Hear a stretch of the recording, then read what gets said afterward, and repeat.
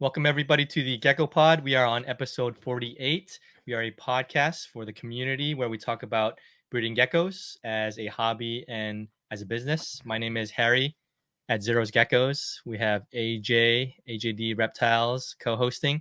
And today we have Jon Deboer from Jeckos Geckos. And most people know you from Pangea, huh, Jon? Yeah. Hey, right? how's it going? Good to have you here, man. Thanks. Good to have you on, man. Yeah. I know I met you first at Flora Fauna in person, and then that was in May, and yeah, it was cool to kind of finally meet you and say hi, and you and Sydney and Kevin and meet the crew, and so it's cool. Great. Yeah, cool to have you on finally. Fun place. So, and then you both. I always ask this, AJ. You have known Jon for a long time, or because how long would you say, Jon? Well. I mean, I've definitely known of you for at least 10 years. I would probably say like 8+ years. Yeah. Because Yeah. I knew of you obviously before, because you worked at Pangea before you went and did your higher education stuff, right? Yeah. So I actually started working at Pangea when I was 15, and I was just cleaning cages and the fun stuff, and then just kind of continued throughout my high school and throughout college, and then from college I left and went and got my master's and then worked on my PhD, and then I came back. So yeah. So I probably met you around the time you went to college at some point. I don't know when. So I started going to shows 10-11 years ago. Okay, so that was probably around the timeline where I at least knew of you. Yeah. Was your PhD in animal related things? So my PhD is on Namazanoris pustulatus, which is a girdled lizard from Namibia, and I'm studying its genetics and morphology, and pretty much nothing's known about it. So, wide open book to write, and just trying to get at it for understanding this super cool but mostly unknown lizard. Nice. That's cool. That's awesome, man. So are you done with that, or are you still in progress with that? Nope, still in progress. My first chapter is going to be available to read to the public in hopefully December in the journal Herpetologica, and it's talking about the morphology of the lizard, and I'm working on a population genetics paper, which is my chapter 2, and that's kind of understanding the relationships between different populations. So you have a big distribution of the lizards, but maybe some of these populations are connected with each other, maybe they're not, and so I'm trying to figure that kind of information out. Yeah, that's awesome, dude. Yeah. So how did you pick to work with that species? That was kind of just luck. So when you apply for a PhD, many times you go and you talk to different professors and ask what kind of projects they're working on. So I asked the professor what she was working on, and I was told I was gonna go to Africa and study girdled lizards, and I was like, I'm in for sure. So that's awesome. Yep. So you had a little bit of a, hey, why don't you go do this kind of a thing? Yeah, pretty much. It was we're already studying girdled lizards and there's nothing known about them. And I was like, that's awesome. I want to do that. That's cool. Yeah. So, I mean, I'll let you intro, Harry. I know you have some questions first. For Jon. Jon, so I heard, you went to the Tinley, you guys had the symposium thing, and then you had a presentation. Was it, and I wasn't there, so I didn't hear too much about it, but was it about your NewCal trip that AJ was mentioning and talking about? Yeah, so that was actually from work I did in my master's program at Villanova. When did you go to NewCal, by the way? That was in 2016, so quite a time ago.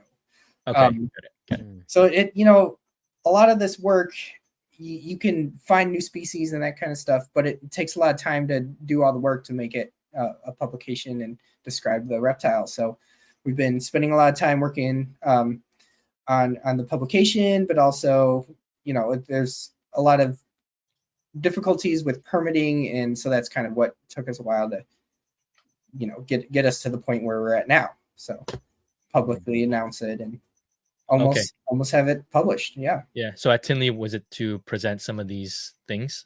Yeah. So if you guys didn't know much about the talks, it was a Gecko symposium hosted by Nick Esposito and Russ Gurley, and it was pretty fantastic. All the speakers were phenomenal. Had a great time just learning from all these different experts, and then also giving the talk myself. Yeah. So I actually I got the Adeline made a picture, and she gave out. Yes. Yeah, she gave out all the things, and that's it. Oh yeah. I got the original, of course. Nice. So Because I know you got the original. You got a couple of original Emily Burks, because I know you guys collect those, right? Yeah, I got the Emily Burke ones. It's a little easier to get them at Flora Fauna because they're a little cheaper there. Yeah, they're not like nobody's fighting you. Yeah. I don't have like deep ball python pockets, so that's funny. So I want to ask you, Jon, about NewCal. So really kind of just, I think a lot of the people that are listening to this podcast are relatively maybe newer to the hobby and or shallow in their knowledge of the environment that these animals come from: crested geckos, Leachianus, Ceras, gargoyle geckos. So I just love to kind of hear a little bit about maybe your thoughts and findings from actually being in NewCal, seeing the environment, feeling the temperatures, the humidity, seeing food sources, all of that. I love to just kind of get if you could kind of paint the picture and maybe just tell some of what surprised you or things that you found interesting while there. For sure. So to be perfectly honest, didn't see any of the classic New Caledonian giant. Most people don't. Yeah, it was a little upsetting. Other people on the trip saw them while I was there. I was a little sick though, so I was like, I can't see it. I'm too sick. But I was there, so other people saw I was there. Anyways, but yeah. So what I guess one word you said was surprising, and surprising was really looking at the landscape. It's highly dissected, meaning that it's not a continuous forest. There's been a lot of disturbances over the years, not just human related, but also very much like natural. Yeah. So natural wildfires just come and wreck it. Yeah, wreck it. So it's very sparse and patchy habitats that I saw, especially in the south.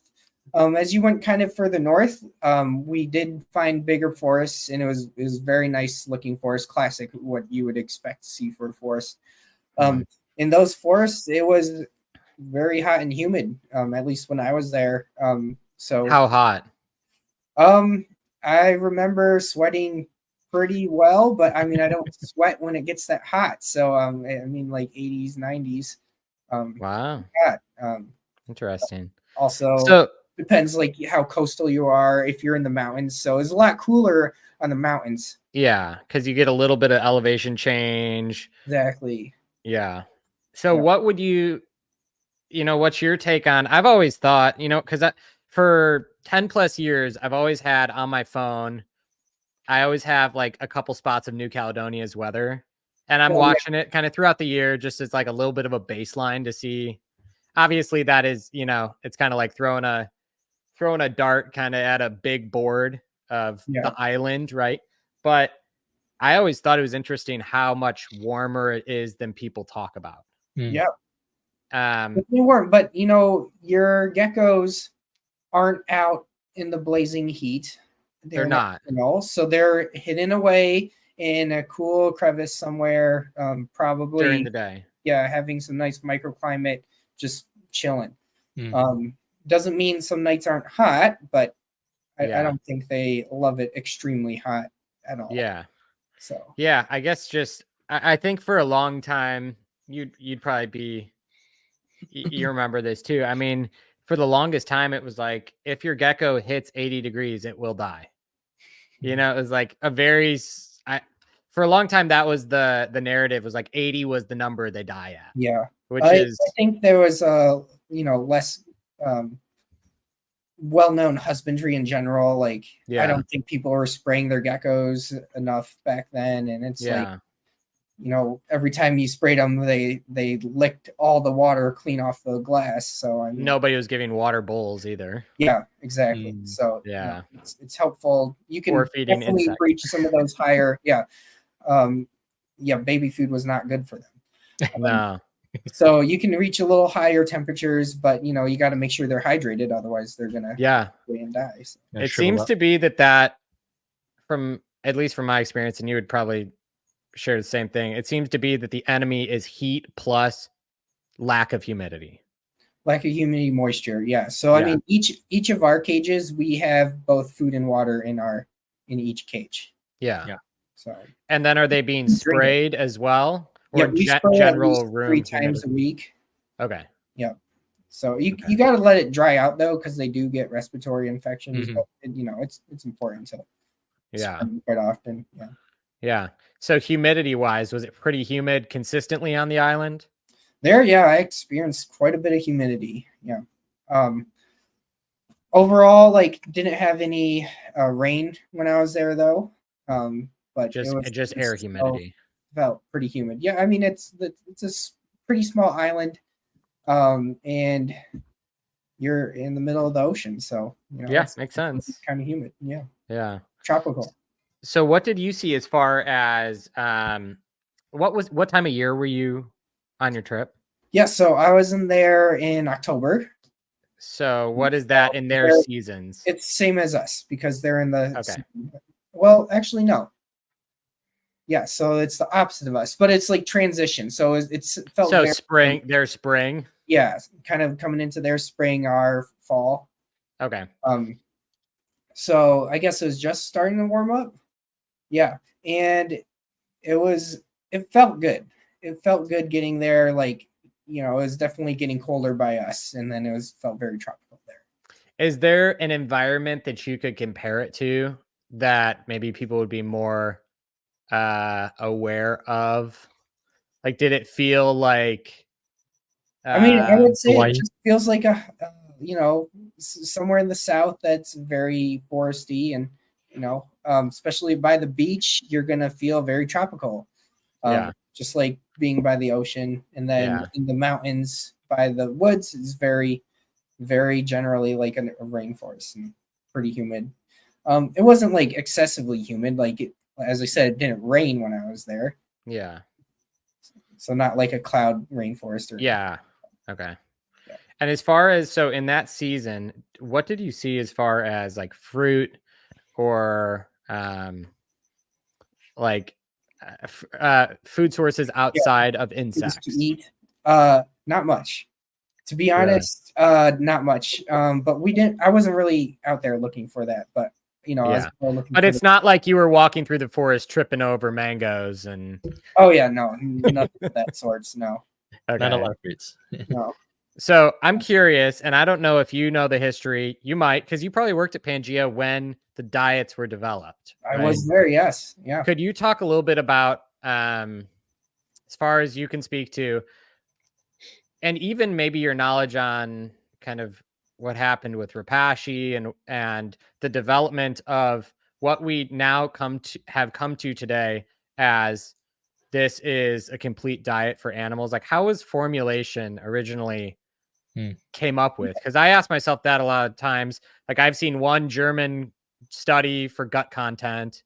I don't see a lot of publication on what these things actually consume for the bulk of their nutrition and calories. Right. So I'm just curious to see like how these commercial diets came to be. Yeah. So in general, there is not a lot of publications on the natural history of New Caledonian geckos, specifically like their diet and stuff. The one that I can really think of is one on gargoyle geckos, Eurydactylodes. Yeah, I've read that one. Yeah, right. And the cool thing about that is you find out they eat other lizards. Lizards and insects, right? Yeah. It's pretty much it. It makes sense because they have these really Massive kind of teeth. nasty teeth. Yeah, exactly. And I mean, their bites are way worse than most other geckos. So Yeah. Yeah, I don't know. So Pangea diet though is really the brainchild of Matthew Parks, and he always he knew that baby food was not a good substitute for food for them. Yeah. He knew that very early on. And we were using a lot of Repashy and feeding crickets. But he started making his own mix with all natural powders, fruit powders. And then that's kind of what started out making just diets in general. So the first was the original Pangea formula, which we turned into the Pangea treat, which is the blue bag, and that we do not consider that a complete diet, right? It's a treat. And this is because it doesn't have all the proteins that we found out later that we would need, which we developed into the other products to be a complete diet. So with the treat, we were feeding a lot of our geckos the treat and then supplementing with crickets so they would get the correct protein. So Matt spent a lot of time talking with different vets, but also a lot of nutrition specialists that worked with different exotic animals and reptiles, and just try to figure out what they actually need in their diet to be healthy. And we spent many years trying to perfect the formula, and really, we had hundreds, thousands of geckos for our collection to test these on. Yeah. So we knew if something was bad, like, okay, this wall gets this diet, this, for a couple months, this wall gets this diet for a couple months. And then we kind of would compare and see how they were doing. And it was like, oh, these ones are doing exceptionally well. What are we doing differently? And it's like, oh, like we need to add more calcium to the diet, or we need to add more insects to the diet. So yeah, so that's kind of how we really started with the diets.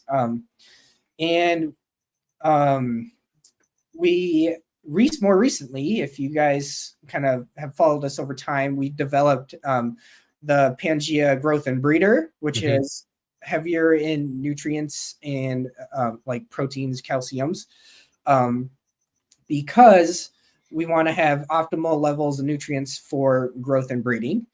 And then this has a lot of insects in it. And this is kind of going back to understand. Growth and Breeder does? Yes. Their natural history, which they eat a lot of insects. We know they eat a lot of insects in the wild, so we wanted to include a lot into the diets. And shortly after, we also developed the Pangea insect diet, which is the red bag, and then the fig and insects, which is the purplish bag. And the fig and insects has a ton of insects in it, as well as the insect diet. What is the insect in fig and insect? That one I think is mealworm and cricket. Okay. Do any of them have black soldier fly anymore, or is that? So Breeder has some black soldier fly larvae in it too. Yeah. Okay. Is the treat bag, was it just mainly sugary and not a lot of crickets and? It was pretty much just fruit powders and then okay, got it. Yeah, so they definitely need a good balance of vitamins. Otherwise, the fruit powders are too sugary and it's not good. Okay. I have a question about Growth and Breeder. Yeah, of course. Why is it so thick? Well, that's because you just don't add enough water, I guess. No. It actually on the label, it actually tells you to add less water. And okay, so personally, I like to make mine a little more watery consistency. Yeah. So I mean, it's probably because I've been using the diet for 15 years or whatever. But I just, if you 1-to-1 it though versus like fig and insect, I don't 1-to-1. Like I'm just saying, if you A/B it, it is so much thicker. Yeah, than like watermelon or apricot, which is more watery. It's probably the banana powder. Is it flake instead of powder? Yes, it's a flake. Yeah, and so this kind of helps it congeal a little more. I think they just get a little better. When you're taking a bite of something, it's kind of the idea of like having a gel, right? Versus like having a liquid. So they get a good scoop of it every time, and they're having a good amount of nutrients. For me, I have the best feeding response for my reptiles on growth and breeding, fig and insect or insect with the higher insects. So any of the diets that are more insect heavy. Yes. So you that's rotate that for for my your, geckos though, right? So for your collection, you rotate those throughout. Yeah. So I actually have started using pretty much fig and insect and apricot. Okay. Because I think I work with Eurydactylodes a lot. I think the breeder is probably a little too much nutritious for them. So I've been doing the apricot. They love that. So that's one that's actually super thin. So if you compare the two, they're very different consistencies. Does that just come down to, I'd imagine it comes down to the fruits used. One is more fibrous or has more thickening agent naturally to the fruit than other fruits. Probably like a little apricot versus a banana, or apricot or a watermelon versus a papaya or whatever it is. Yeah. I think it really comes down to how much water you put in it. So just put a little less water. That makes sense. What do you guys as Pangea feed? What's the diet you guys prefer? So we do growth and breeder on Mondays, and then we like to do crickets. So we do crickets either Tuesday, Wednesday, or Thursday, usually Wednesdays, because we like to do at least 3 times a week. And then Friday is Fig Friday, and we do Fig on Friday. Nice. Okay. So you do 2 diet feedings with crickets in the center. Yeah. Okay. At least 1 cricket feeding. Sometimes, if we can do like a Tuesday crickets and Thursday crickets, that's great too. But each week is different. You don't know how many shows you got and that kind of stuff too. So yeah.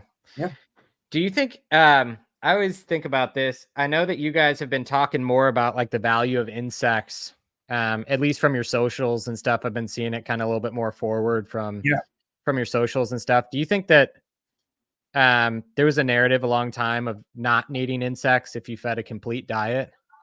And what shifted that? So Matt has always been a good advocate for I guess just as the industry as a whole, not Pangea specifically, but okay. Well, yeah, I guess in the industry as a whole, with the Rapashi diet, it was very much like this is all you need to feed.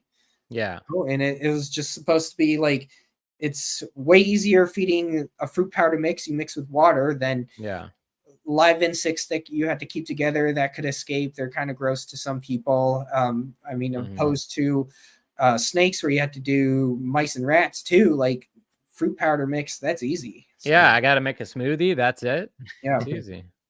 Yeah. Just a little spoon. And I do think I had heard that was a little bit of how the whole Petco thing went down. It was kind of like part of the cell.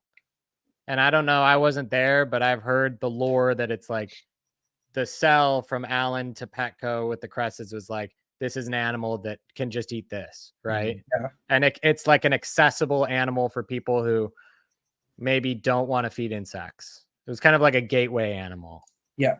I mean, I'm not going to say like you can't just feed them the diets too, because like I think they do very well. And like you'll see geckos that are quite frankly obese. And you ask them what they feed, and they're like, well, I just feed them, the fruit powder mix. And it's like, okay, well, maybe back off a little bit on it. But I mean, they're perfectly healthy. They lay amazing eggs, and they're not withering away and getting vitamin deficiencies like we've had before in the past. Yeah, that's interesting. Yeah, it's so crazy. I mean, I it's interesting to hear how Matt kind of went about his development. I still think back to like, how did Allen come up with his? Yeah, I have no idea. I just like everybody I've talked to about New Cal, I asked, did you ever see fruit there? And they all say no. No. And I'm like, then why is the thing that we feed them 50%? We do know that they do eat fruits. Like it's in some of the publications that they're observed eating fruits, or it's fruit, nuts, and plant parts are found in their gut contents, right? So like this new gecko that we examined, we found plant parts, potentially fruit parts in its stomach. So I mean, they got to be eating them somewhere.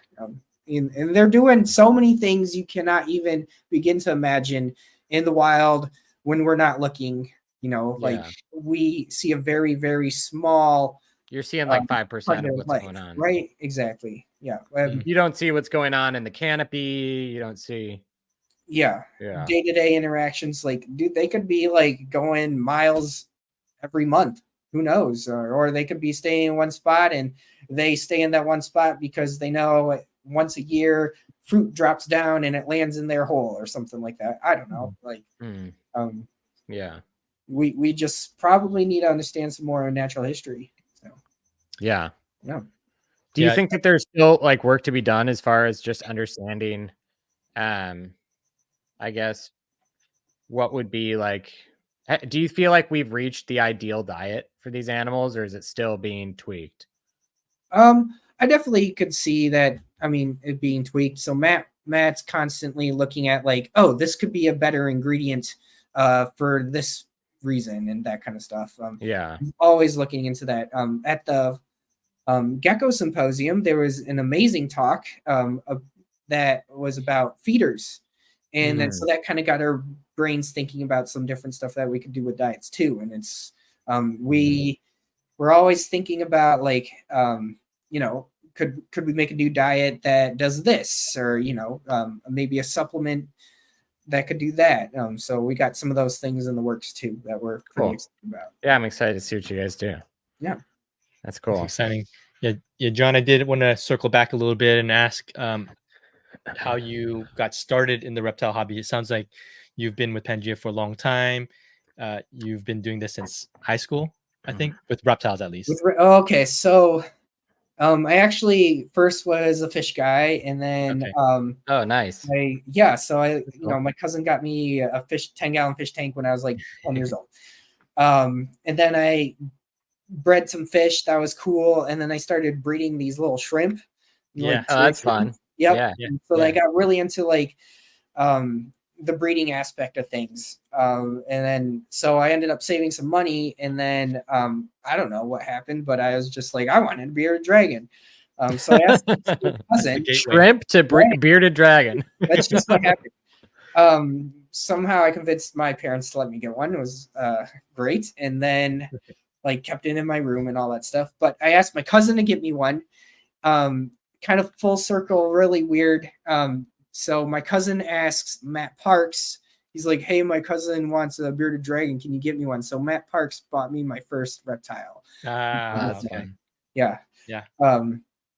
Yeah, so that was my first reptile, and his name was Bacon because bacon was my favorite food as a kid, and loved the hell out of that thing. I think it lived about 12 years old. Wow. And then it was a classroom pet for a while when I had to like go to college and stuff. And that's kind of was my gateway animal was a bearded dragon. And then that's all I really had until I was in college. I was like going to shows, and I was like, okay, I can get some other animals. And then I bought into the Eurydactylodes from Derek Dunlop. I bought out his collection when he was getting out, and then I also sourced some from other people, and that's kind of where I began. Yeah. So. Oh, that's awesome. Have you ever kept a lot of cresteds, or no? How does that work? I had cresteds. I never had like a ton, but actually right now I have, I don't know, what, 60. Is that a lot? That's a good amount. Yeah. Yeah, it's decent. Yeah. Are you breeding them? Yeah. So I'm breeding caps, fraps, cool. And I'm working with the sables and doing all fun exanthic stuff. So yeah. Nice. Yeah. That's awesome. But your main focus, you've kind of moved towards the Uris. Okay. So the cresteds are Pangeas. I just take care of them myself. got it. So they're not. It's not you're not cresteds. You're breeding them for. Okay, got it. Okay. So I breed the cresteds for Pangea, and you know, someone who manages a company that main thing is crested geckos. I should obviously have some and take care of them. So I do know how they operate. Yeah. How they work. So I've always had crested gecko care. Got it. God, like 16 years now. Yeah, but I mostly have Eurydactylodes, and Okay. I work with strophs also, Sweet. Yeah. which Australian geckos, and then I've been getting into Diplodactylus, which are more Australian geckos, and also trying to work with some other lizards now that I kind of have a home base. I am working with Shinosaurus and Voyage dragons, and we have a frilled dragon, and That's cool. I love moving around through Shinosaurus. school. Yeah, they're fantastic. Are you breeding them? I hope to. I have. Okay. I think I have a trio. I can't tell with one of them. It's very hard to sex them. So Yeah. Yeah. Interesting. How are they sexed? Are they just sexed? Is it like sexual dimorphism? Is it a little bit of sexual them? dimorphism. I saw a video of someone popping them, but I don't really want to do that. They're pretty mean too. Yeah, man. Okay, so we spoke about gargoyles earlier, but these things, when they bite you, they do have teeth, but they death roll. And so they're like a mini gator, huh? They'll just death roll on you. So that's I had some painters over. I don't know. I had someone doing housework, and then I like threw a tarp over one of the Shinosaurus tanks, and I was like, they're like, oh, I was like, oh, it's just one of my lizards, I just have lizards. He's like, oh, cool. And I was like, yeah, he's pretty cool. I took him out. It bit me, started death rolling. I just had a blank face on the whole time and like took it like a champ. And he's like, oh, wow, that's crazy. I can't believe they do. I was like, oh yeah, no problem. And I look at me and it was fine. And then I went upstairs. There was just blood everywhere. It's so funny. Oh no. They do look very powerful in terms of their structure. Yeah, it's pretty big mouth to body ratio. Yeah, yes. I think they eat like crustaceans and stuff in the wild. They have to be able to break shells. Yeah. Oh my goodness. But their favorite food is worms. They love worms. Like night crawlers, right? Night crawlers. Yeah, I do red worms because they're a little smaller. Like red wigglers. Yeah. Those are cool. That's cool. Do you keep so how big is your breeding group of Yuris, of strophs, of the Shinosaurus and other? So I like to keep things in trios. Okay. Just because it's easier. Like you can do more production with trios than pairs, obviously, right? Per square inch. I don't do more than 2 females because the male gets tired and it's just not good. And you get like 0 egg production instead of like amazing egg production from just having either one female. So you've tried both. You've done multiple. You've done like trios. Have you done like a group of 2 males and 4 females? You've done 1 male and 4 females. They'll fight with each other. So I did have 2 males together back when I started. Because I just didn't know any better, and they beat the crap out of each other. So I had to pull one apart, and yeah. Okay. So strophs, same thing. Those I kind of go for genetic diversity. So I've been doing mostly pairs for those. For your strophs. Yeah, so I can have like 4 different breeding groups for people to choose from. Like they buy a pair. Like, okay, well, you can pick this male and this female because they're unrelated. So I don't like doing more than like 1 to 2 at most. Okay. Yeah. Yeah. So have you, when you first started on these, did you find a lot of difficulty getting kind of the breeding aspect rolling, or was it pretty easy for you to kind of figure everything out? For the Eurydactylodes, they're easy. So the biggest thing is just making sure they're up to size. So I like to wait at least 1.5 years for most of the species. Just because they could be ready to breed based on size at 1 year doesn't mean you should do it. They can still have some problems. So if you breed a female early, they can easily become egg bound. I do lose a couple females every year, and it's always egg related. I almost never lose males ever and those guys are general lifespan, I would say, is like 12 years is what I'm seeing for those. So it's pretty long. 9 years. Wow. Yeah. Are you how are you keeping those? Are you keeping them in cages with like dirt on the bottom, or paper towel with a lay box? Or Yeah, so I do paper towel because it's just easier to see like what's going on. Are they pooping? Are they not pooping? yeah, I can just easily just take out the entire paper towel and clean it real fast. I don't like having a lot of soil because I've had some eat soil and have problems. Okay. But the biggest thing for me is my goal to have these is to breed them. yeah, egg And I want to collection. have a good, I want to have a good season. I want to get so a lot of people do bioactive with these guys and they do have success. You know, you might ask them how, you know, you had a trio in there. How many babies did you get? Oh, I got 6 babies. I'm like, you probably should have got at least like 16 babies minimum. If you like, if you're pulling those eggs in, you know, it's not the first year and they're well seasoned, you're gonna do a lot better pulling the eggs. Yeah. Okay, got it. So you have a normal paper towels, a normal lay box. What do you put in your lay box? Yeah, I do coconut fiber. Okay. So like EcoWorth, and then vermiculite, and I do about a 50-50% mix. And then so you have your tub, right? This is just like a Ziploc container kind of tub. Yeah. The goal for those is you want to have some humidity with it. So I chop the lid in half, pitch one half, and I keep the other on it, and that guarantees like you're gonna be good for humidity at least a couple days. Gotcha. And then are you like blacking out that container, or is it clear? It's clear. Yeah, I can see eggs. I can see the geckos in them sometimes, and yeah, it's pretty easy. Maybe I missed it. How big is your enclosure for a trio? Do you do 12 by 18? Yeah, so I was doing 12 by 12 by 18 exoterras. During COVID, I actually couldn't get tanks, and I was having so many geckos. I started putting them in larger tubs. I think they're 28 quarts. And I actually found they produce a little better in those. So I was getting on average 1 extra clutch a year from those. I don't know if it could be because the geckos were a little older, so they're, you know, just better at producing. But I also think it could be better at keeping the humidity in.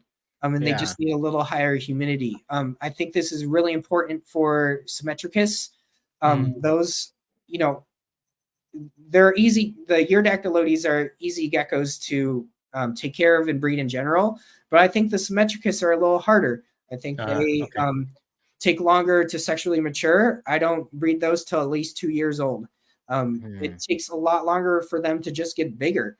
So a 6 months agricole is way larger than a 6 months Symmetricus. So those ones are a little different.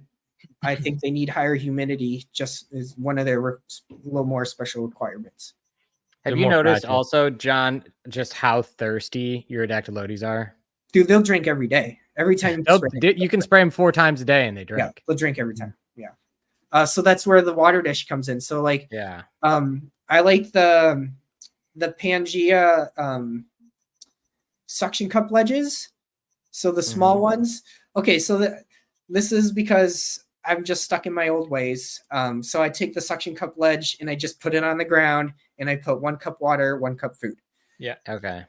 A better solution now is we have these dual silicone dishes. Same thing. It's just a dish on the ground. I like the ground ones better for the Eurydactylodes just because I see them frequently just sitting on the ground waiting for food. They're also not very agile. No, they don't like to jump. No. And I feel like I see them just like falling a lot. Like they're not very like, I don't feel like they would do a very good job of like reaching up to a elevated bowl. No, it has to be like super in range for them. So yeah, actually, they're kind of lazy. All my babies have their food on the ground also. Okay. And I found that has helped more than anything else for success for them getting them to start feeding. Just a day or 2 after they hatch out, make sure there's a dish of Pangea right on the ground for them to eat. Yeah. Do you feed them a lot of crickets as well? Yours take a I used to, but I actually stopped Oh, because okay. I would find crickets in. I think they just got lazy, and they were doing fine without feeding the crickets. And then the crickets would eat all the Pangea mix, and I would find them in the hide boxes, and I was like, oh man, what a pain. And so yeah, I got it. Okay. fruit So you flies are really good for some sort of activity. So they will go after those, and though they're not gonna reproduce like crazy in your tank or you get massive size. I mean, dude, a big cricket, that's a good inch long, and your gecko's not gonna like that. So so in your setups, are you doing like crisscross sticks? Are you doing bendivines? Like what's that? Yeah, so I use a little mixture of cork. So I think cork is super important for them. I used to have issues with stuck shed on their toes. Never have problems with that anymore since I put cork in every single tank. Even the little baby tanks, they all get a little piece of cork. So they'll pretty much get paper towel, cork, and the food cup for babies at least. And the adults, I do like layers of cork, crisscross or something. And then I put the fake plants in there because the fake plants are great for surface area for misting. And then they'll, drink all the water off of each leaf. Yeah, that's good to know. You have some cork in mind as well. You don't have any branches. I used to have, I would use manzanita sticks in all my Toba 18s, and that looks cool. And they love those things. But now I'm just sticking with the cork, but that's just okay. That's interesting. Yeah. I mean, they got the Pangea plants, so they do hang on those a little bit. But I mostly use those so they have something to lick off the water. Okay. Yeah, I have branches, and I have three of them, three different enclosures, and have branches and a Pangea thing on the side, and then some cork. But one of them doesn't have cork, so it's good to know that they help to rub off all their shed and whatnot. They do, right? yeah. Okay. Especially the toes, but super interesting. I do think they are kind of communal. I've seen a female help a male shed. I don't know help, but she was eating the shed off of a male. Oh, got it. Yeah. So like I do know they can have shedding issues, but maybe they help each other with it. That's interesting. That's cool. Yeah. Yeah, that's very cool. How many breeding groups of Eurys do you have? Oh god. Just curious, because you're kind of the specialist, right? So 30 to 40. Wow. Okay. That's a lot. Yeah. From 35 to 40. Yeah. Is that your entire? Do you keep that in your own house? Yeah, they have their own room. Yeah. Oh man, so you have so many. That's pretty Yury crazy. room. Yury room. I can't even imagine that. Yeah. So really, the goal. So I got into the Eurydactylodes when I was younger because they were cool. And I got into strophs because they were also cool, but they both have this unique defense mechanism where they shoot a sticky substance out of their tail, right? So are those the only two geckos that do that? The only two genera that do that, yeah. And it's crazy because they're millions of years apart in evolution time, yet they have a very similar defensive mechanism. So so those are some tails, and it's interesting because strophs, they'll shoot the sticky substance on the top of their tails. Yeah, you can probably see the breakage in their tails. It's very patterned. You can see like, oh, that's a section, that's a section, that's a section. In between those sections, that's actually where the tail can break off. Like, all geckos, their tails break and stuff in different spots. For them, in between these sections where they break, that's where their glands are, where they shoot the sticky substance out. For the Eurydactylodes, it's a little different. It's on the sides of their tails is where the sticky substance comes out, not the very tops. I didn't know Eurys do that. Of shooting it out, yeah. So, but you can very clearly see the different breakages on the Eurydactylodes, though. Yeah. And it's each of those dark lines. That's where they can shoot some sticky substance out. Yeah. I see. I just had my first Eurydactylode drop a tail. Okay. And it was amazing. I mean, it literally regrew a perfect tail. Yeah.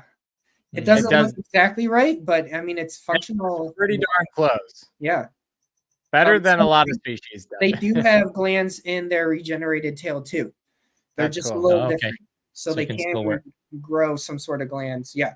So my goal one day is to study these guys and understand the evolution of tail squirting in geckos. Amazing geckos, amazing defense mechanism, and very little is known about them in general. So we have a couple of different scientists that are working on them, and we're trying to make moves and kind of understand the function and how the morphology of the tail and how it works. So yeah, yeah, man, they're awesome. That's cool. So you're not tired of breeding Uris yet? You still love them? yeah, they're my favorite. Okay. Still trying to develop some new stuff with them. So my Viardi, I've always kind of held back some of the cooler looking ones, and I actually feel like I'm getting somewhere with developing some cool color on them. Wow, sweet.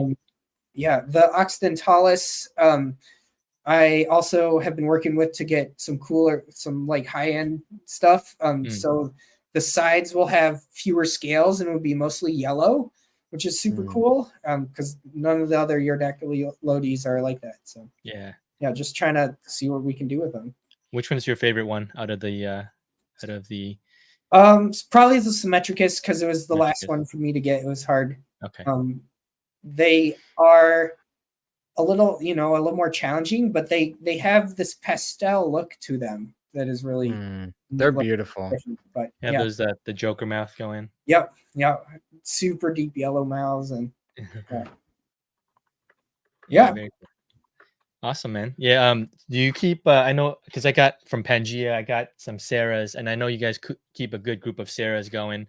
I know AJ keeps a lot of Sarahs as well.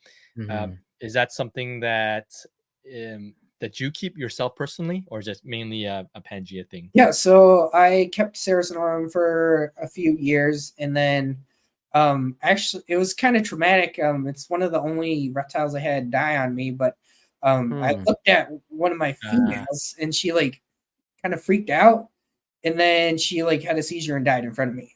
And then like I was like, oh man, I don't want to have to deal with this again. So I gave my babies and the adult back to Pangea. And so now we just breed them there, but it's never happened again. So like, man, I was like, man, I just kind of got unlucky with them. But they don't like you. Yeah. But I'm curious what so I've talked with a few people about Sarahs because I just feel like they're an interesting animal. They're kind of I don't know, man. They're kind of like the white whale that I chase like production on. And I talked with Joe Hupp, and I talked with Tom Wood, and I talked with Tremper, and I talked with Derek Dunlop, and I'm like, am I doing something wrong? And I kind of told them like my setup and production numbers I was getting. They're like, no, they're just hard. They just kind of suck. I think they have good seasons, bad seasons, but I think the diet is very important for them. In what way? You need to make sure they're getting some crickets and they're fed consistently. I mean, just like any other gecko, but I don't know, it could be some humidity thing, but we've had pretty good success, I'd say, with the Sarahs. We've produced just pairs kept together year round. Yeah, so we do have quite a few pairs. I think we have one trio, but mostly pairs for those. But we're kind of like, focusing on the heavy white spots, the nice white collar, good base color. So CJ, Tex Geck, CJ, he has some of the coolest Sarahs, I think, right now on the market.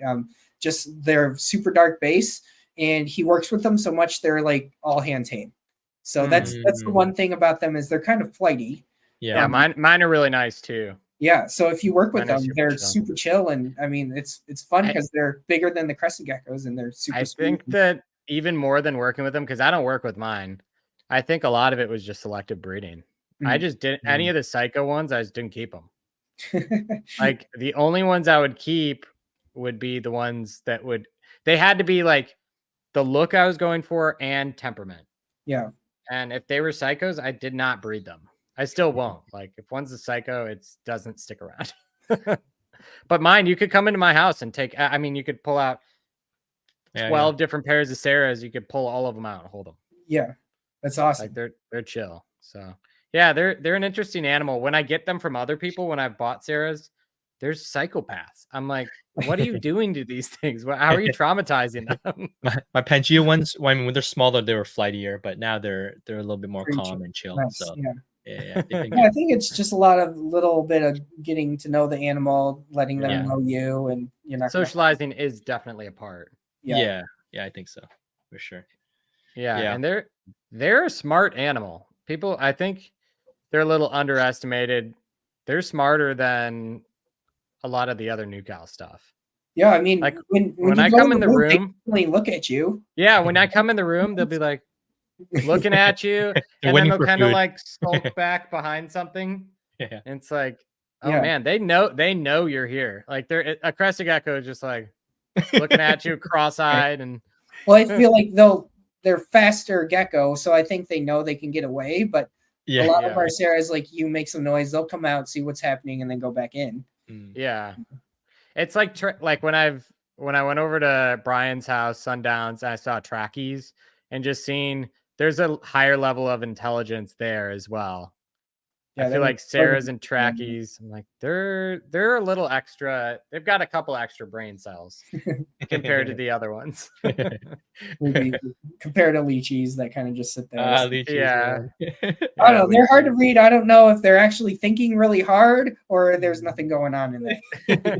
They just like something walks by their face and they bite it, and that's kind of it. It's We just have like one that it will sit there and then it'll like stick its tongue out, it'll go, and then it'll like, tongue back in, and it's pretty funny. Yeah. I had for the longest time, I still actually have a couple Sarahs that'll do this, where they will if I take them out, they'll actually like run up my arm, down my other arm, like down, and then they'll run into my pants pocket. Oh, yeah. And like they know where it's gonna be. Like they'll go in or in my like hood, like they'll specifically like run up my shoulder down and go in my hoodie pocket, and then they just hang out. And it's like, how do you know this? So it's crazy. This is kind of interesting. One of my employees, Aaron, found this out. So each of our cages, so we house all our reptiles, if they're not like breeding or anything, individually. As you know, with the crested geckos, higher chance for them to lose their tail if they're with another crested gecko. Yeah.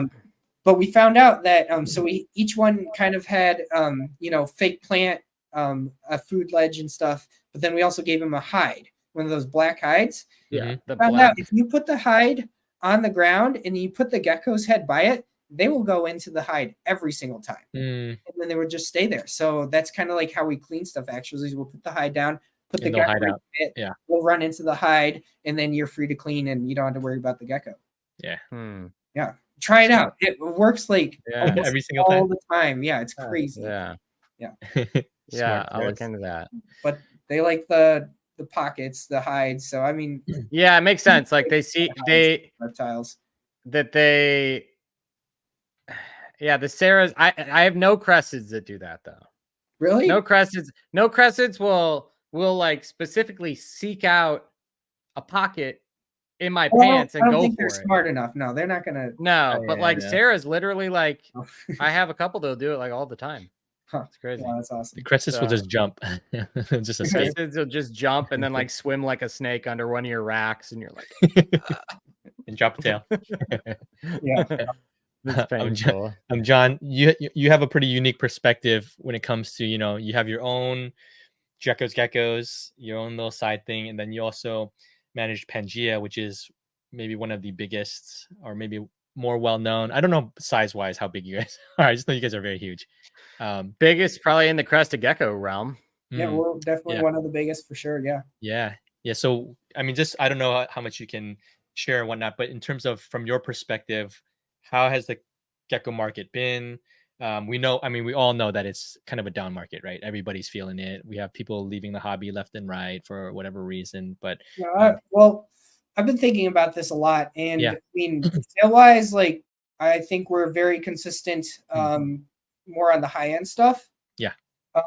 Low-end stuff, not so much. Okay. So there was this, at the Gecko Symposium, Steve Sykes talked about international reptile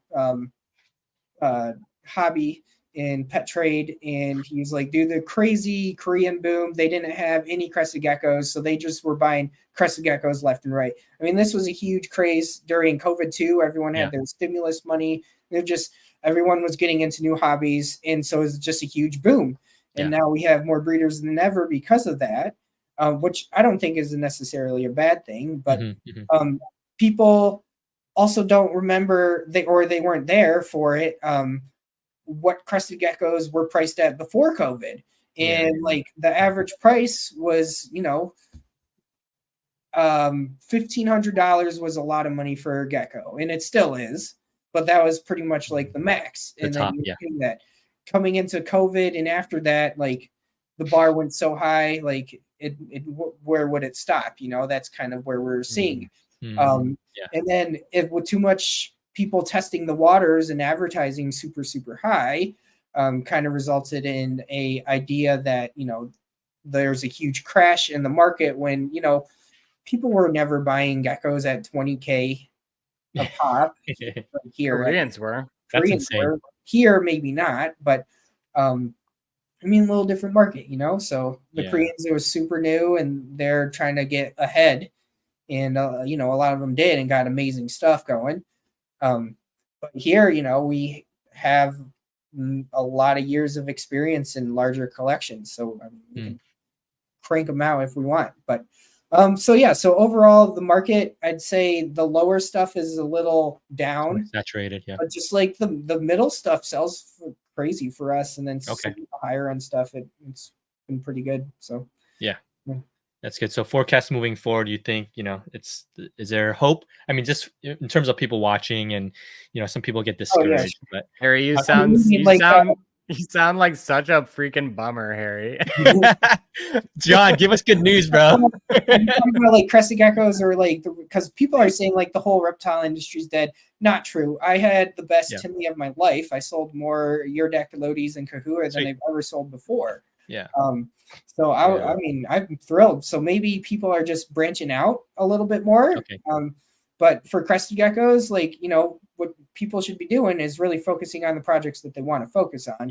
And not just try to mass produce everything and just try to sell cheap. It's like, what you got, stick to your guns, and it will get there. So also, I think a lot of people don't understand seasons. So summer is the worst time to sell. Notoriously, and always will be worse sales than fall, winter, and spring. It's just the way it is. I have tons of data for that, and just selling reptile shows, website data, all that kind of stuff. Some shows don't even go on during the summer just because people aren't buying. You're out and about doing stuff outside, and when you're at home and depressed from all the cold winter, hell yeah, buy more pets. Go, so home, surfing the internet, time to buy. October, November, December, January, you're going to see a huge uptick in your sales. It's just the time for people to buy and spend. Also pay it forward. You sell a lot of geckos, buy from someone else, because what are they going to do with that money? Buy more geckos. There we go. So awesome. And then you can really focus on the stuff that you really want to do. So it's pretty cool. Yeah, there's so much. I feel like there's so much going on in the hobby that's positive. I don't know. I'm buying a lot of geckos still. Me too. Yeah, I'll say that. I'm still buying stuff. I'm still building new projects. I don't want to talk about it. So. What'd you buy? Different, not crested. Man, we can talk about it later. All right. We'll talk about it later. But yeah, I think I don't know. I'm not discouraged at all. I'm still buying stuff. If that tells you anything. Yeah. I'm still buying a lot of animals. There's still so much to be done. Just with crested geckos, there are different morphs, new morphs popping up all the time. I'm really excited about all the genetic work that people have been doing. The Foundation Genetics has been awesome. Little Monsters, they were just on last week. So awesome. So I'll give a good pitch for them for their their website and what they have put out there. I've helped them with it a little bit, but it's amazing stuff, and the work that people have put into actually kind of understand the different genetics in the crested geckos is pretty awesome. So, yeah, agree. Yeah. I think it definitely has unlocked the way that people think about it, right? Yeah, I think it convinced a few ball python breeders that crested geckos are a little more than they seem. So yeah. So I'm just curious, kind of what your goals are from, I guess, from your, I'll ask you first, from a Pangea standpoint, like where is Pangea going as far as like your goals for your work at Pangea, maybe kind of the broader scope of what the next 5 years looks like for the company? Is it developing further into product lines, dry goods? Is it continuing to expand the animal breeding programs? What does that kind of look like? I'll ask you that for Pangea, and then that for you personally for Jeckos too. So I would say the reptile is kind of separated from the products. So we do have tons of reptile projects. We're super excited for a lot of crested gecko stuff. Sweet. Okay. Yeah, but we are definitely branching into other reptiles. Just cool. Because we're Pangea Reptile, we do more than just crested geckos. And I don't know, I think it's a good thing, and it helps me think more about the products. Like, this would be an amazing product for this species, or, I have this, I'm working with the anoles now, and it's like, I should develop something like this because it would be really beneficial for anoles. And there's, hundreds of anole species out there that are fantastic, and, they also deserve top of the line products. Product wise, we focus, obviously on our diets, but more recently I've been focusing on micro geckos. Probably wasn't like the best idea ever because that's a smaller population of the hobby, but I think it's a niche that really needs to be hit, that has multiple uses for not just geckos, but other lizards and amphibians too. So we're working on these micro dishes that hopefully are out the end of next month. I think so. We brought them to Flora Fauna for samples, and we're really excited to be launching those soon. And those are going to be. Are they silicone, like tiny silicone, or what are they? No, they are resin. Resin. Okay. I might be wrong on that, but they're not on your website yet, is it? Not silicone. It's unreleased. Yes. Oh, it's unreleased. Okay. But we're waiting for the boxes to come. And soon we'll be packing them up and ready to ship them out, and they'll be available retail and wholesale. So nice. Yeah. Oh, that's something we've been really excited was the reptile systems. So we picked them up as a vendor, and so they're very comparable to Arcadia. Dare I say better? Are they cheaper? They're pretty much the same price. Okay. But quality's better, you're saying? Where are they made?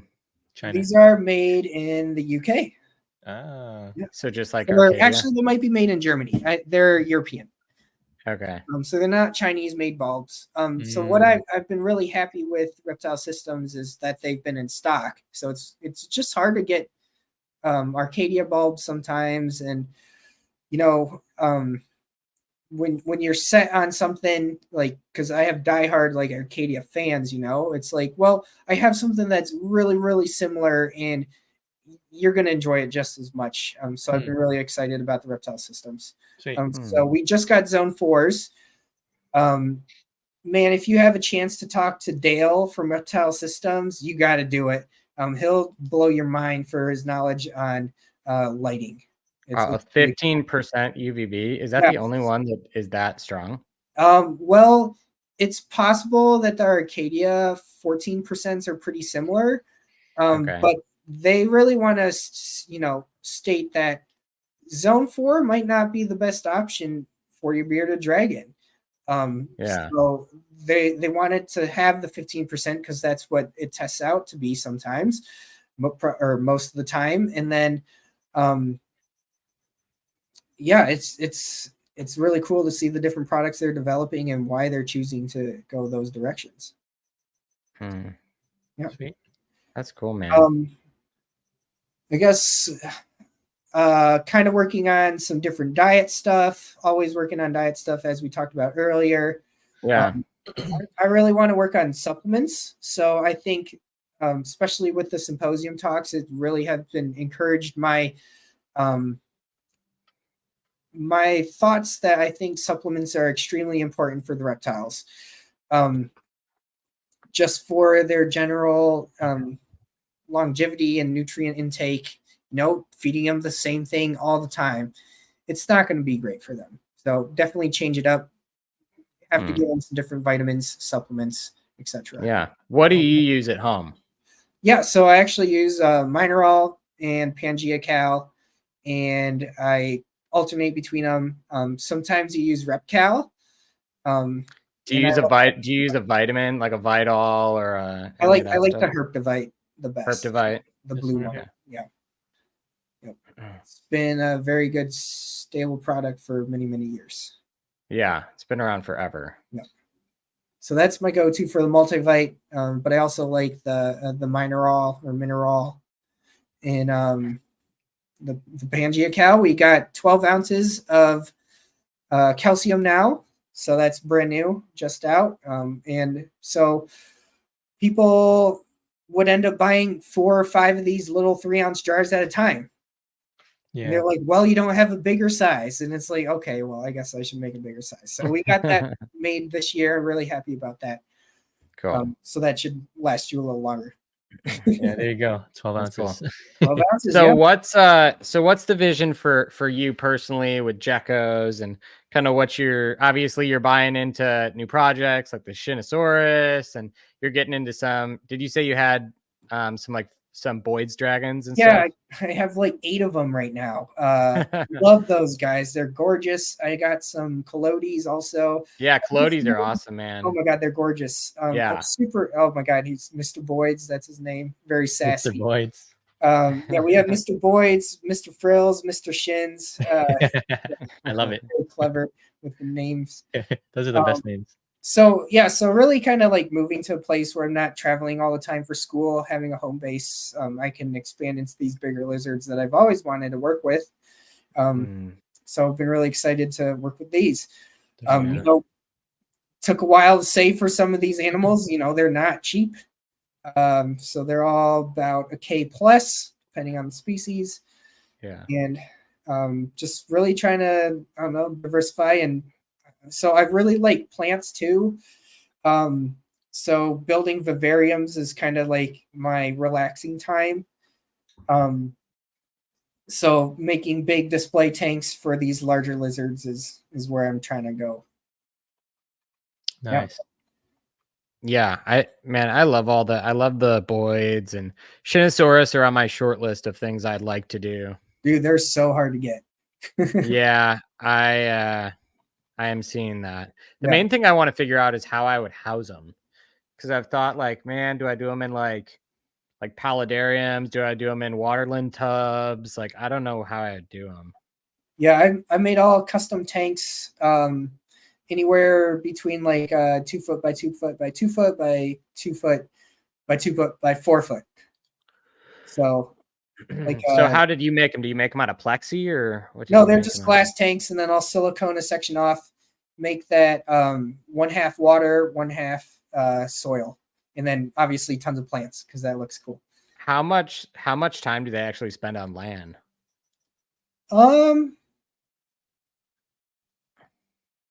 Maybe like 20% of the time. I don't know. I'll watch them all day, but not much. A lot of time. Let's say like 1 out of 4 times I come downstairs and they're chilling on the land. So okay.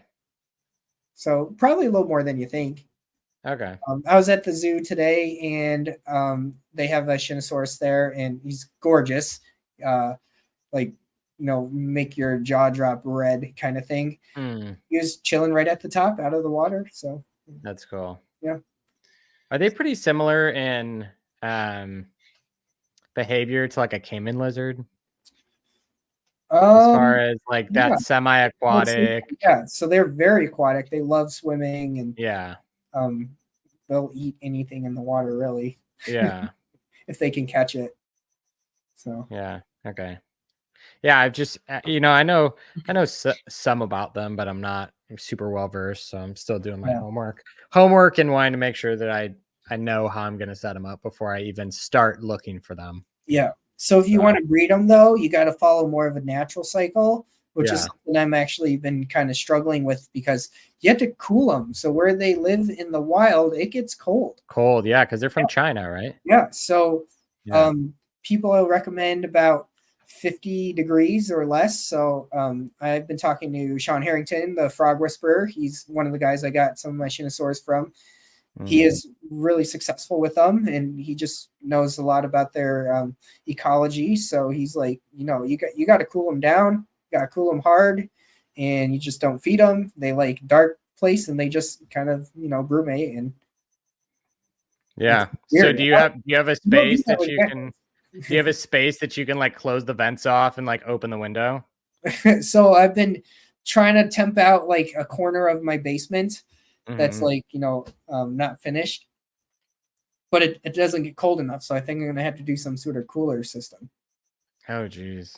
You're gonna get like a portable AC and build a box and just like pump air into it. Yeah, well, there's Repti coolers, which are from Zoomed. Are those like swamp coolers though? Yes. So I don't know how they'll go with the humidity and being in Michigan, and then also like it's already kind of cold, so I don't know how much colder. Yeah. And do swamp coolers actually, don't they just use humidity to cool it? Like, is it actually lowering temperatures that much? So if it's dry, it works very well. So like in we used the swamp cooler and it worked amazingly. Okay. Yeah. But in areas where it's already pretty high humidity, it's not as effective. It doesn't do much, no. So I'm gonna give it a whirl. I could put them in. I have a room with the sump pump because you're in Michigan, just wet. Into the sump pump, I have a dehumidifier. So maybe in there, I could run the dehumidifier. Wow, that's crazy. Yeah. Have the sump pump dehumidifier and the cooler. That's quite the ordeal to what we do for our reptiles. All these right? John, a couple more questions. I don't want to hold you forever, but what is some of when you've gone herping? I know you're a huge animal person, just like a lot of us are, but maybe you've been in it a lot longer than some of us. What are some of the coolest things you found out in the wild? And another question is, what is something that you want to keep, like kind of your goal to attain, your dream animal, I guess? Okay. Yeah. So if anyone wants to, like, they have a lot of money and they can go wherever they want, highly recommend Africa in the safe places, because if you want to find stuff in the safe places, yeah, you can find super cool stuff. So I was really excited to see a lot of different wildlife in Namibia. It's very rare. I happened upon pangolins, which are endangered. Oh, that's awesome. So that's super cool to see. And you see more than one? I saw two. Yeah, pretty crazy. Awesome. Yeah. You never know what you're gonna find. So how I find girdled lizards is I look in rock crevices. They live in rocks. Anything could be in a rock crevice, right? So I mean, I found Angolan pythons. I find geckos. Gyrosaurus, which are closely related to the girdled lizards. I mean, they're freaking huge, like ridiculously sized. Fun. And I was like, whoa, what is that? It's a lizard. And it's tortoises and everything. So herping and Namibia were some of my best times for sure. Nice. Something I want to keep would be Cordylus, or I guess Ouroboros cataphractus. Let me type this in. What is this?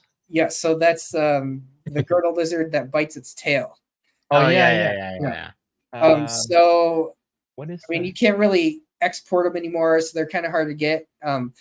But just studying girdled lizards in general, like it's really, they're really cool.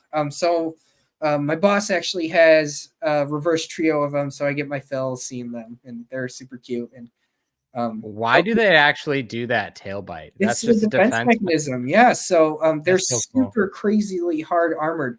So there is a database from Florida, the University of Florida, I believe, managed by Dr. Ed Stanley, and he is the CT scanning, let's say, master at this point. And he is from this same lab I went to with Dr. Erin Bauer and for his master's, and he studied girdle lizards. So that kind of got him a kick on those. So he ended up CT scanning a crap ton of these species. And it turns out the Cataphractus have thicker armor than the other species. And so it's probably a reason why they can go and like, I'm just going to be a ball instead of running away because their armor protects them. So yeah, they'll just come out and eat from tongs. Dude, these are so cool. Yeah, this is Jon, JP Reptiles. He lives nearish by me. This is the guy that you met, Harry? The other guy has some too, but this is Jon. The other guy is Damon. He has a few too that he's breeding. He's like a couple cities over. So they're not easy to get also just because you can't export them out of the country, South Africa anymore. But they're they take a very long time to sexually mature, probably 4 or 5 years.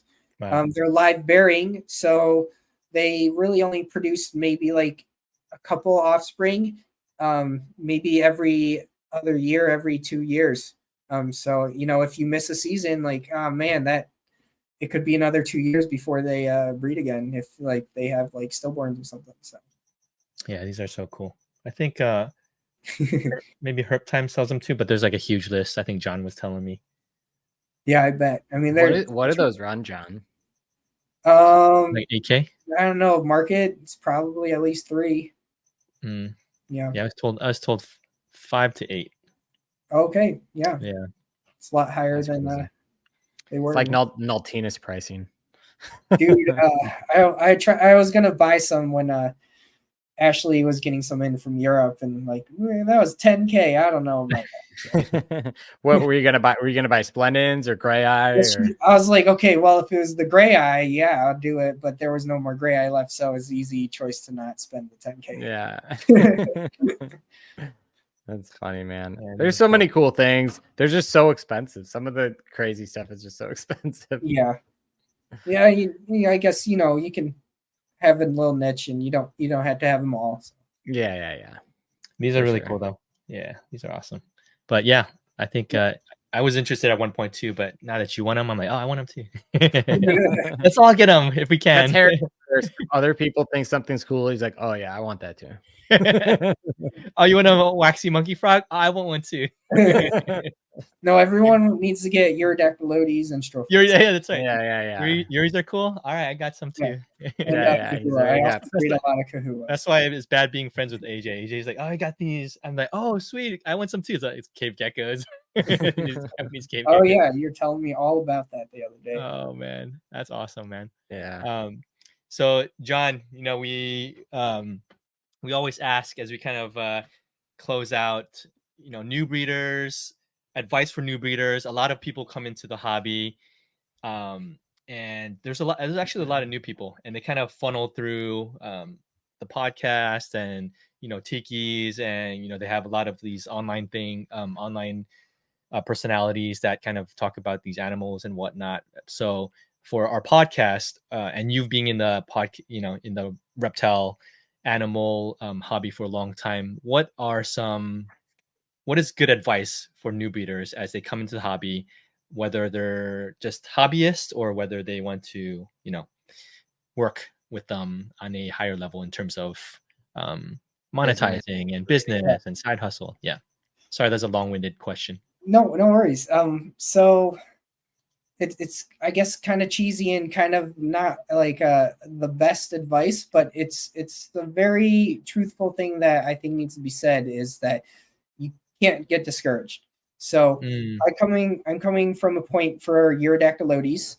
Eurydactylodes, they like I have customers all the time. They're like, man, Jon, like I finally, it's been a year and a half, 2 years since I got them, and they're breeding now. And I had 6 eggs, 4 of them were duds, 2 of them hatched out, and they both died. You can't get discouraged. It just happens. So especially for Eurydactylodes, they need a couple seasons to really get going. And then you can't let just a bad season, which is very natural. They're still very young animals. You can't let that get you down. You got to keep with it and realize like, oh, this is very natural. It's their first time breeding. Got to give them a break. Let's give them a little more food. Next year is another year. Let's try again. So I put together new groups every year. Don't always get babies from them the next year. They're a full breeding group. They do what all the other breeding groups do. So just stick with it. Don't get discouraged. Awesome, man. Yeah. I mean, and then circling back, sorry. Yeah. Have you, Yuris are somewhat hardish to find. Every time like I look at your stuff, you're always sold out. I don't know if that's really the case.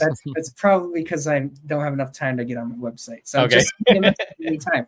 Yeah. I got it. Sounds good, man. Yeah. But cool, man. Anything else, AJ, you want to throw in there? You want to add? No, I mean, I guess we'll just ask you kind of what's going on as far as like where to find you, shows coming up, things you'd like to plug. Obviously, people know who Pangea are.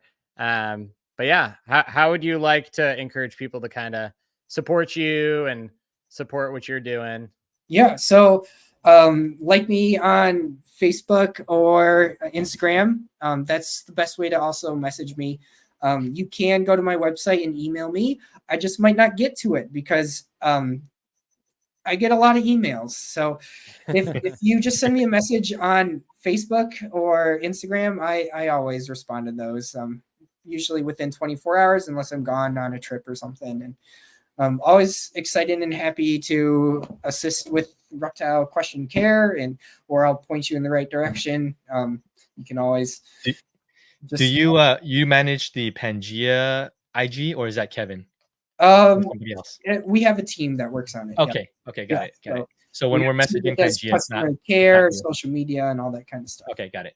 Yeah. Yeah. So we can't joke around there with thinking it's you. I might answer. So I do like customer service. I don't know. I like doing customer service too, because like I like to turn a bad situation into a good one and make people happy. I can't always do that. But I try. So I get on customer service and help out with that. And so we'll DM Pangea and say, this is for Jon. Forward it to him. Yeah. We're going to send Jon. I have a customer complaint. I want him to make it right. That's customer service at Pangea Reptiles. You know what I say? I just say, let me speak to your manager. Oh gosh, no. We're gonna send an inappropriate I'm gonna go full meme. Karen. Wait, this it happens. Yeah, I'm trying to be nice, but I'm not the nicest person, but I like to be nice. You know who's really nice? You know who's super nice? Sydney's so nice. She's so sweet. She's super sweet. You're nice too, Jon, but she's like extra sweet. Yeah, my better half for sure. So yeah. Cool. Well, thanks, Jon. We will when will we see you next? Will we see you Florifana or March or Florifana? Yeah, so I go to all the NERBC shows. I try to, so I'm not gonna be at St. Louis, unfortunately. Going to unfortunately I'm going to Happy Celebration, the wedding ceremony. Cool. But usually I go to all the NERBCs. And definitely Florifana, amazing show. I mean, that's the place to hang for sure. It was fun, man. We're gonna have to play ping pong and Super Smash Brothers again. Oh yeah, I've been working on my Smash so I can beat you this time. Me too. I'm working on it too. So oh gosh, beat you in foosball though. You did. Hey, but we also played together, didn't we? I think we did the whole, circle. Yeah. You and me together. That's a power team at foosball. It was fun, man. Play a lot. Get it going. So everybody come to Florifana and play Jon and I at Super Smash Brothers and foosball. You will lose in ping pong. So, And ping pong. You'll probably beat me at ping pong. And then stay up too late and make sure everyone doesn't sleep. Yeah. Yeah. Oh man, yeah. I think I slept a total of 6 hours in those 3 days. That's pretty good. It was fun, man. That's more than John did. No. Yeah. Actually, you weren't even there the last time, AJ. So I wasn't the last time. I was the AJ first time, but AJ just had a baby that week. I'll be back. yeah, I'll be back. Cool. Yeah. Thank you, John. We appreciate you, and we'll put this out a couple days later, and it'll be good. It'll be fun. Awesome. So much fun talking with you guys. And yeah, if anyone needs to get a hold of me, send me a message on Instagram or Facebook. Say hi to John. Ask him, bother him all the questions with Yuri questions. Just flood him. I might just point you to my care sheet though. So automatic reply, care sheet, redirect. So I don't want the care sheet. I want a one-on-one conversation. I want a coaching session. I mean, there is a lot of information on there. I spent many years making it. So if there are things I don't know, I'll look into it and I'll add it to frequently asked questions and just make sure the bases are covered. So sounds good, man. Well, thanks, John. Appreciate you, man. Of course. See ya. Take care. Bye.